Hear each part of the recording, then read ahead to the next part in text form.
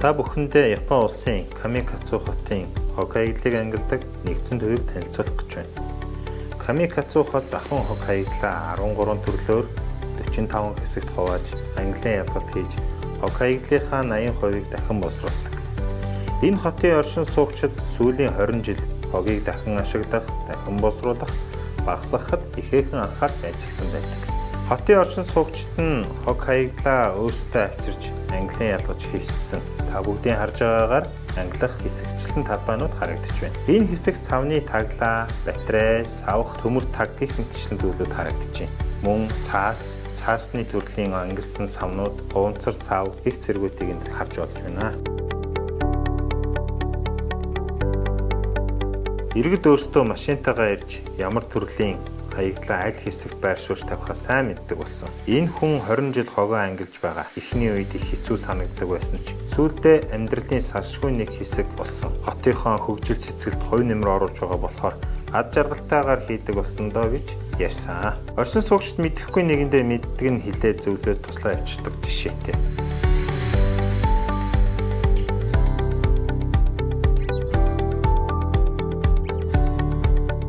Энэ эмхтэй хуванцраа ангилж байгаа дүр зураг энэ дээр харагдаж байна. Их нарийн ангилж байна. Хөнгөн цагааны хөнгөн цагаанд нь, шилийг шилэнд нь.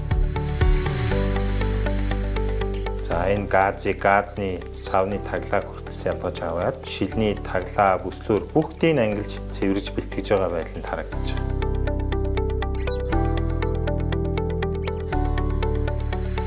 Энэ нь оршин суугчдын дадал хэвшин болсон байгааг харуулж байна. Мөн англих, хаяг, савууд бүгд тодорхой. Гялгар уутыг нэмгэн зузаанаар мөн англин ялгаж, тодорхой хаягн дор байршуулж байгаа байдлууд энд харагдаж байна.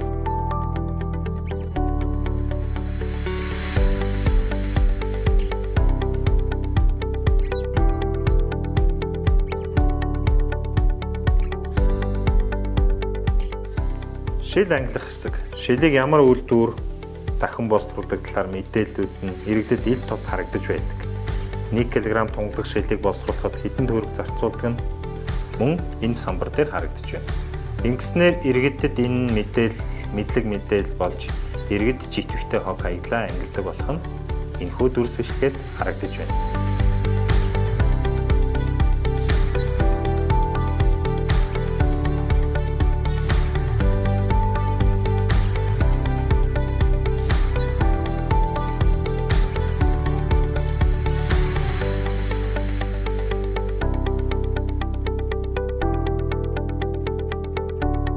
Япон улс бол хог хаягдлыг яаж ангилах, хэдэн төрлөөр ангилах бүх зааварчилга нь тодорхой байдаг.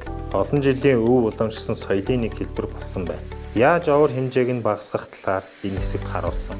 Дахин боловсруулах боломжтой барилгын хог хаягдал төрөлжүүлээд хэрхэн хаях талаар мөн тодорхой зааж өгсөн байна. Энд иргэдэн мөн хуучин хувцсыг угаад цэвэрлэн авчирч тавьдаг. Ангилсан хаягдлуудын овор хэмжээг нь багасгаад пресслээд бэлтгээд дахин боловсруулах үйлдвэрүүд рүү илгээдэг. Энэ дахуугаас гарч байгаа аюултай хог хаягдал бусад энгийн хог хаягдлыг бүгдийг нь төрөлжүүлээд ангилж бэлтгээд тавьсан байна.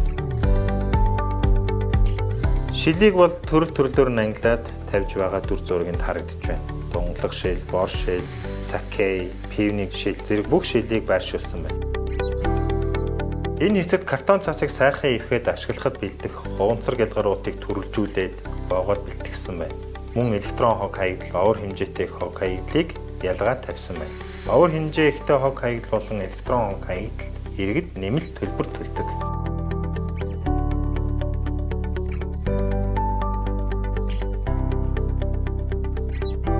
Барилгын хог хаягдлыг өмнө нь шууд газар булдаг байсан бол одоо барилгын хог хаягдлыг дахин боловсруулдаг болсон. Энэ хэсэг дээр төмөр, мод, шохой, ваар зэргийг бол ангилан ялгаж тавьсан байна.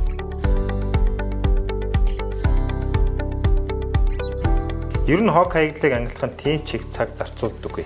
Бүх хог хаягдлаа ангилж баялаг болгоход Япон хүн бүрийн үүрэг оролцоотой байдаг. Ингэснээр байгаль орчноо хамгаалах, ирээдүйн хойч үедээ сайхан ирээдүйг үлдээхэд Япон хүн бүр хувь нэмрээ оруулж ажиллаж амьдардаг юм аа.